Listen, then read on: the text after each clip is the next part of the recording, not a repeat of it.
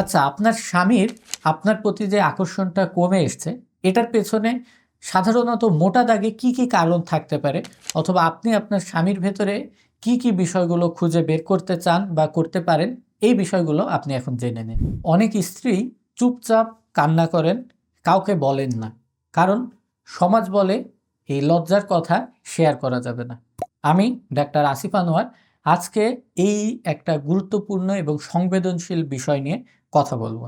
আজকাল এই সমাজের অনেক স্বামী স্ত্রীর কাছে আসে না এবং কাছে আসার বা ঘনিষ্ঠ হবার আগ্রহ দেখায় না। সে অজুহাত দেখায় যে সে অনেক ক্লান্ত হয়ে গেছে। এর কারণে কিন্তু স্ত্রী ভুল বোঝেন, তিনি মনে মনে ভাবেন ও হয়তো আমাকে আর আগের মতো ভালোবাসে না, আমার প্রতি আগের মতো আকৃষ্ট হয় না, অথবা কখনো কখনো এর চাইতেও খারাপ কোনো কিছু কিন্তু স্ত্রীরা ভাবে। সে হয়তো মনে করে আমার হাজবেন্ড হয়তো অন্য কারো প্রতি আকৃষ্ট হয়ে গেছে, অথবা অন্য কারো কাছে যাচ্ছে, অথবা পরকীয়ার মতো কোনো জঘন্য অ্যাক্টিভিটিতে সে লিপ্ত হয়ে গেছে। তো আজকে আমরা এই সংবেদনশীল বিষয়টার কারণ এবং সমাধান কিন্তু আপনাদের সামনে তুলে ধরব। ধৈর্য ধরে ভিডিওটি শেষ পর্যন্ত দেখবেন। হয়তো হতে পারে এই একটা ভিডিওর শেয়ার আমাদের সমাজের কোনো একটা সংসারের ডিভোর্স হয়ে যাওয়ার মতো জঘন্য ঘটনা থেকে তাদেরকে বাঁচিয়ে দিতে পারে। সাধারণত আমি যদি খুব বড় বড় এবং প্রধান কমন কারণগুলো আপনাদের সামনে তুলে ধরি, যেগুলো আপনারা আপনাদের হাজবেন্ডের ভেতরে খুঁজবেন, এর ভেতরে প্রথম বিষয়টিই থাকবে সে কোনো রকম মানসিক চাপ বা দুশ্চিন্তার ভেতরে আছে কিনা। এটা হতে পারে টাকা পয়সা রিলেটেড, হতে পারে তার কাজ ব্যবসা বা চাকরি বাকরি রিলেটেড, অথবা হতে পারে আপনার কোনো নিকট আত্মীয়র কোনো রকম স্বাস্থ্য সংক্রান্ত সমস্যার কারণে।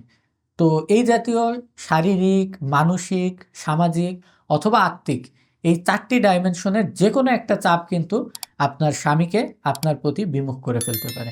দ্বিতীয় যে বিষয়টি খেয়াল করবেন সেটা হচ্ছে তার ঘুম পরিষ্কারভাবে হচ্ছে কিনা। হতে পারে আপনার বাসাতে ছোট বাচ্চা রয়েছে যে রাতে ৪ বার ৫ বার ঘুম থেকে ওঠে, যার কারণে আপনার হাজবেন্ডের ঘুম ঠিকমতো হচ্ছে না। যদি একটা মানুষের টানা ৪ থেকে ৫ দিন ঘুমের ঘাটতি হয়, এতেই কিন্তু দেখা গেছে তার শরীরে যে যৌন রস টেস্টোস্টেরন এটার মাত্রা অর্ধেকের নিচেও কমে আসতে পারে। এবং এর পাশাপাশি কিন্তু আরেকটা গুরুত্বপূর্ণ বিষয় হচ্ছে তার খাবার দাবারের রুচি। যদি তার প্রস্রাব পায়খানা এবং খাওয়ার রুচি স্বাভাবিক না থাকে, যদি খাবার দাবারের ঘাটতি হয়, বিশেষ করে আমিষ জাতীয় খাবার, তাহলে কিন্তু এই যৌন রসের মাত্রা খুব ড্রামাটিক্যালি কমে আসতে পারে। এ কারণে আপনার হাজবেন্ড ঠিকমতো খাওয়া দাওয়া করছে কিনা এই বিষয়ে খেয়াল রাখার দায়িত্ব কিন্তু আপনার উপরে। এর পরবর্তী বিষয়টি হচ্ছে হরমোনজনিত জটিলতা। এটা হয়তো আপনি নিজে নিশ্চিত হতে পারবেন না, কিন্তু কিছু পরিষ্কার লক্ষণ আছে। অর্থাৎ আপনার হাজবেন্ডের যে একটা হাসি খুশি এবং প্রফুল্ল মুড, এই মানসিকতাটা তার ভেতর থেকে নষ্ট হয়ে যাবে। তার ভেতরে সবসময় একটা গুরু গাম্ভীর্যতা, সবসময় একটা রাগী রাগী ভাব, সবকিছু বললেই না না করার অভ্যাস।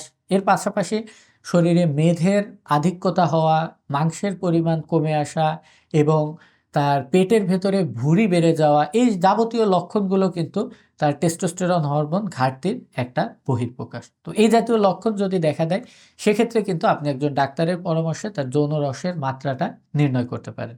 এর পরবর্তীতে যে বিষয়টি আপনি খেয়াল রাখবেন সেটা হচ্ছে বিভিন্ন রকম ঔষধের পার্শ্ব প্রতিক্রিয়া। সাধারণত আমাদের দেশে যেহেতু ডায়াবেটিক্স, প্রেশার এই জিনিসগুলোর মহামারী হয়ে গেছে, সেক্ষেত্রে কিছু কিছু ডায়াবেটিক্স এবং প্রেশারের ওষুধ এবং এর পাশাপাশি ঘুমের ওষুধ বা ডিপ্রেশনের ওষুধ, এগুলোও কিন্তু বিশেষ বিশেষ ক্ষেত্রে এই যৌন চাহিদাটাকে কমিয়ে আনতে পারে।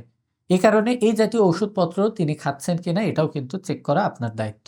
এবং সর্বশেষ এবং সবচাইতে গুরুত্বপূর্ণ যে পয়েন্ট, যেটা আমাদের সোসাইটি, আমাদের সমাজ বা কালচারের ভেতরে খুব বেশি হচ্ছে ইদানিং, সেটা হচ্ছে স্ত্রীদের উচ্চাকাঙ্ক্ষা এবং এই কারণে স্বামীদের উপরে এর একটা মানসিক চাপ সৃষ্টি করা। অর্থাৎ তার যতটুকু যা সামর্থ্য আছে এর বাইরে কোনো কিছুর ডিমান্ড করা, বিভিন্ন রকম দাম্পত্য কলহে জড়িয়ে পড়া এবং আমাদের ভেতরে যদি কোনো না কোনো সমস্যা হয় এটা সমাধান না করে রাতে বিছনায় যাওয়া। যদি আপনাদের ভেতরে কোনো রকম দাম্পত্য কলহ হয়েই থাকে, অবশ্যই চেষ্টা করবেন রাতে ঘুমানোর আগেই সেটার সমাধান করে ফেলা। এই জিনিসটাকে জিয়ে রেখে ২ জন ২ রুমে ঘুমাবেন এমন যদি করে থাকেন, ভবিষ্যতে কিন্তু আপনাদের ভেতরে আরও বড় রকমের সমস্যা সৃষ্টি হতে পারে। এবং রাগ করে একজন আরেকজনের সঙ্গে দিনের পর দিন কথা না বলা, এই জিনিসগুলোও কিন্তু বিভিন্ন রকম মানসিক চাপ সৃষ্টি করে এবং এতে যে শুধুমাত্র আপনার হাসব্যান্ডই ক্ষতিগ্রস্ত হচ্ছে, আপনার নিজের যৌন জীবন ব্যাহত হচ্ছে বিষয়টি কিন্তু এমন নয়। এটা কিন্তু আপনার নিজের শরীরের উপরেও একটা নেগেটিভ প্রভাব ফেলছে।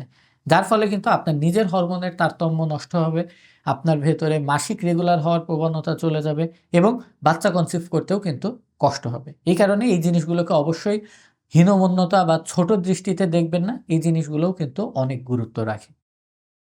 আমরা সমাধানটাকে খুব বেশি কঠিন করব না। এটাকে যতটা পারি সহজ এবং সিম্পল রাখার চেষ্টা করব। ১ম বিষয়টাই হচ্ছে আপনার মানসিকতা।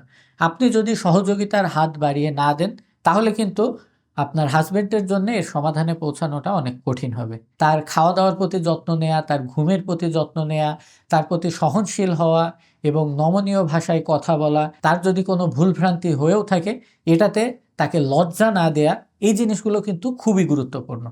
ডাক্তারের ঔষধ যতটা গুরুত্বপূর্ণ, পরীক্ষা-নিরীক্ষা যতটা গুরুত্বপূর্ণ, তার চাইতেও কিন্তু আমি বেশি গুরুত্বপূর্ণ মনে করি এই বিহেভিয়ারাল থেরাপিগুলো।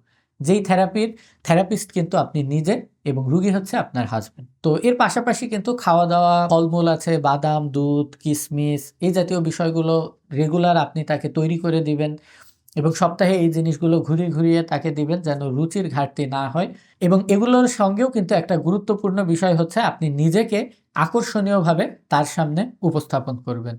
একই রকম খাবার যেমন প্রতিদিন খেতে ভালো লাগে না, এই সহবাস বা ঘনিষ্ঠ সময়টাও কিন্তু এই একইভাবে আমরা দেখতে পারি। এটার ভেতরেও কিন্তু তারতম্য, পরিবর্তন, স্থান অথবা পজিশনের পরিবর্তন করাটাও কিন্তু গুরুত্বপূর্ণ। তো এই কারণে যদি এগুলোতে আপনি সমাধান না পান, সেক্ষেত্রে চেষ্টা করবেন একজন চিকিৎসকের শরণাপন্ন হওয়া। আল্লাহ হাফেজ।